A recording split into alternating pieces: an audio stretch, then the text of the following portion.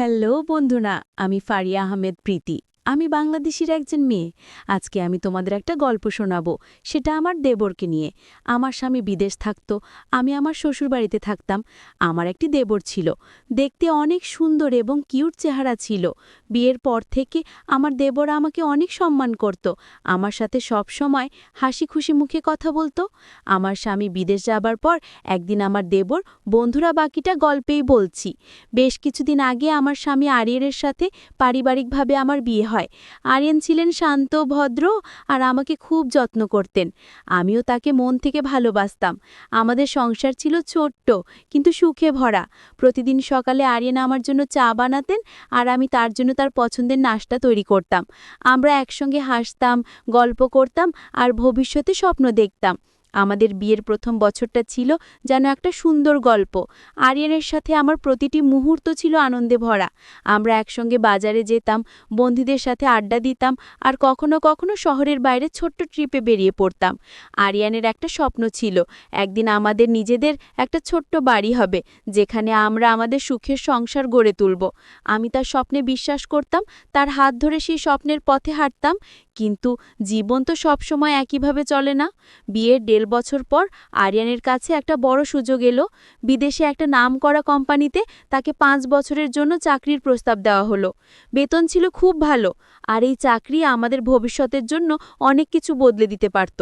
আমি আরিয়ানকে বললাম, তুমি যাও, এটা তোমার স্বপ্ন পূরণের পথ, আমি এখানে ঠিক আছি।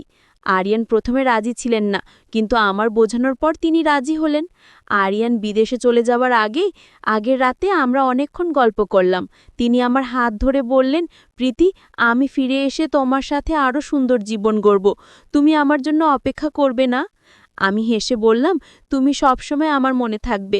সেই রাতে আমরা একে অপরের সাথে অনেক কথা বললাম, অনেক স্বপ্নের কথা শেয়ার করলাম। পরদিন সকালে আরিয়ান বিমানবন্দরের উদ্দেশ্যে রওনা দিলেন। আমি তাকে বিদায় জানাতে গিয়েছিলাম আর চোখের জলে তাকে ছেড়ে এলাম। আরিয়ান চলে যাবার পর আমার জীবনটা একটু একটু করে বদলে যেতে লাগলো। আমি আমার শ্বশুরবাড়িতে থাকতাম, যেখানে আমার দেবর সিয়ামও থাকত। সিয়াম ছিল আরিয়ানের ছোট ভাই, খুবই মিশুক আর বন্ধুত্ব সুলভ।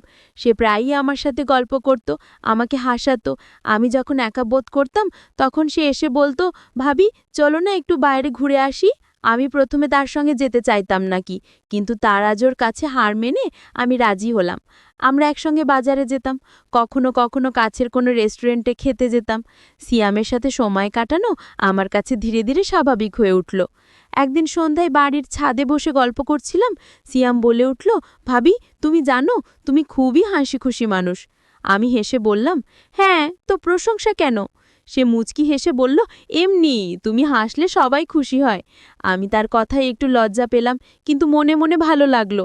সিয়ামের এই ছোট ছোট কথা আমার একাকী জীবনে একটু আনন্দ যোগ করছিল। তখন আমি জানতাম না যে এই বন্ধুত্ব আমার জীবনকে কিভাবে প্রভাবিত করবে। সিয়ামের সাথে আমার বন্ধুত্ব দিন দিন আরও গভীর হচ্ছিল। আরিয়ান বিদেশে থাকায় আমার জীবনে একটা শূন্যতা তৈরি হয়েছিল, আর সিয়াম সেই শূন্যতা পূরণ করছিল তার হাসি খুশি স্বভাব আর সঙ্গ দিয়ে। আমি তাকে আমার ছোট ভাইয়ের মতো দেখতাম, তার সাথে কাটানোর সময় আমাকে সান্ত্বনা দিত। আমি নিজেকে বোঝাতাম, এটা শুধুই বন্ধুত্ব, একটা পরিবারের সদস্য হিসাবে তার যত্নশীল আচরণ। প্রতিদিন সন্ধ্যায় সিয়াম আমার সাথে সময় কাটাতো। আমরা একসঙ্গে রান্না করতাম, কখনো সিনেমা দেখতাম বা বাড়ির ছাদে বসে গল্প করতাম। তার গল্পগুলো এত মজার ছিল যে আমি হাসতে হাসতে পেটে খিল ধরে যেত। একদিন সে আমাকে বলল, ভাবি, তুমি জানো, তুমি হাসলে সবার মন ভালো হয়ে যায়। আমি হেসে বললাম, সিয়াম, তুমি সব সময় এমন কথা বলো কেন? আমি তো সাধারণ মানুষ। সে হাসলো, ভাবি, তুমি সাধারণ হলেও আমাদের পরিবারের জন্য তুমি খুব গুরুত্বপূর্ণ। তার কথায় মনটা আমার খুশিতে ভরে উঠল। ১ সপ্তাহ পরে সিয়াম বলল, ভাবি, চলো না আমরা কাছাকাছি কোথাও ঘুরে আসি। তুমি সারাক্ষণ বাড়িতে থাকো, একটু বাইরের হাওয়া লাগবে। আমি একটু দ্বিধায় পড়লাম। আরিয়ানের সাথে আমি অনেক ঘুরেছি, কিন্তু তার অনুপস্থিতিতে সিয়ামের সঙ্গে বাইরে যাওয়া কেমন যেন অস্বস্তিকর মনে হলো।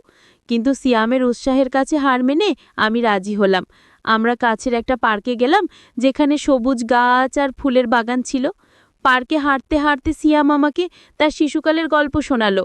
সে বলল কিভাবে সে আর আরিয়ান ছোটবেলায় একসঙ্গে দুষ্টুমি করত। আমি হাসতে হাসতে বললাম, তোমার ভাইয়ের মতো তুমিও দুষ্টু ছিলে, তাই না? সে হাসল, হয়তো একটু বেশি। আমরা একটা বেঞ্চে বসে আইসক্রিম খেলাম আর সূর্যাস্ত দেখলাম। সেই মুহূর্তে আমার মনটা হালকা হয়ে গেল। সিয়ামের সঙ্গ আমাকে সত্যি আনন্দ দিচ্ছিল। আরিয়ানের সাথে আমার ফোনে নিয়মিত কথা হতো, তবে তিনি তার কাজে ব্যস্ত থাকায় আমাদের কথা বলার সময় কমে গেছিল। আমি তাকে দিনের কথা বলতাম, কিন্তু সিয়ামের সাথে কাটানো সময়ের কথা বেশি উল্লেখ করতাম না। এগুলো আমার কাছে পরিবারের সাধারণ মুহূর্ত মনে হতো। একদিন আরিয়ান ফোনে বললেন, প্রীতি, তুমি একটু চুপচাপ মনে হচ্ছে, কিছু হয়েছে? আমি দ্রুত বললাম, না না, আমি ঠিক আছি, শুধু একটু ক্লান্ত। আমি চাইতাম আরিয়ানের সাথে আমার সম্পর্ক আগের মতোই থাকুক। এক সন্ধ্যায় সিয়াম আমাকে বলল, ভাবি, চলো আমরা একটু পুরনো বাংলা সিনেমা দেখি। আমরা একসঙ্গে একটা পুরনো বাংলা সিনেমা দেখতে বসলাম। ছবিটা ছিল একটা পারিবারিক গল্প, আর আমরা দুজনেই ছবির মজার দৃশ্যগুলো উপভোগ করলাম। ছবি শেষ হলে সিয়াম বলল, ভাবি, এই ধরনের পারিবারিক গল্পগুলো সত্যি অনুপ্রাণিত করে। আমি হেসে বললাম, হ্যাঁ, জীবনে পরিবারের সমর্থন অনেক গুরুত্বপূর্ণ। সে হাসল, তুমি ঠিক বলেছ ভাবি, আমাদের পরিবার তো তেমনই। তার কথায় মনটা আমার খুশিতে ভরে উঠল।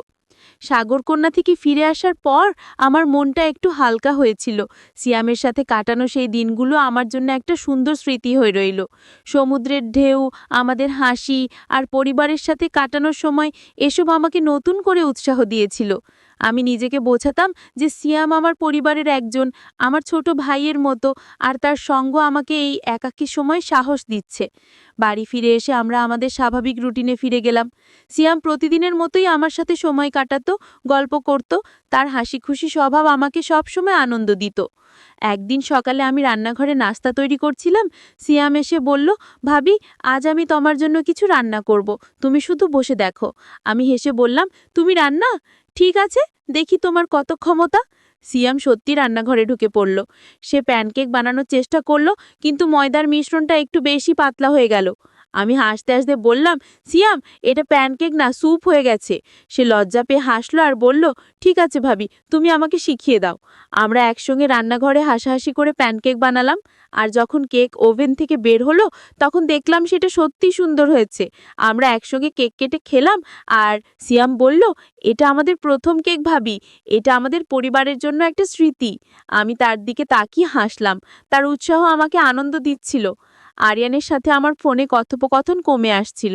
তিনি তার কাজে এত ব্যস্ত থাকতেন যে আমাদের কথা বলার সময় কমে গেছিল। আমি তাকে দিনের কথা বলতাম, তবে সিয়ামের সাথে কাটানো সময়ের কথা বেশি উল্লেখ করতাম না। আমি চাইতাম আমাদের কথোপকথন পরিবারের সাধারণ বিষয় নিয়েই হোক। একদিন আরিয়ান ফোনে বললেন, প্রীতি, তুমি একটু দূরে দূরে মনে হচ্ছে, কিছু হয়েছে? আমি দ্রুত বললাম, না না, আমি ঠিক আছি, শুধু একটু ক্লান্ত। আমি চাইতাম আরিয়ানের সাথে আমার সম্পর্ক আগের মধ্যেই থাকুক। এক সন্ধ্যায় সিয়াম আমাকে বলল, ভাবি, চলো আমরা একটা পুরনো বাংলা সিনেমা দেখি। আমরা একসঙ্গে একটা পুরনো বাংলা সিনেমা দেখতে বসলাম। ছবিটা ছিল একটা পারিবারিক গল্প, আর আমরা দুজনেই ছবির মজার দৃশ্যগুলো উপভোগ করলাম। ছবি শেষ হলে সিয়াম বলল, ভাবি, এই ধরনের পারিবারিক গল্পগুলো সত্যি অনুপ্রাণিত করে। আমি হেসে বললাম, হ্যাঁ, জীবনে পরিবারের সমর্থন অনেক গুরুত্বপূর্ণ। সে হাসল, তুমি ঠিক বলেছ ভাবি, আমাদের পরিবার তো তেমনই। তার কথায় মনটা আমার খুশিতে ভরে উঠল।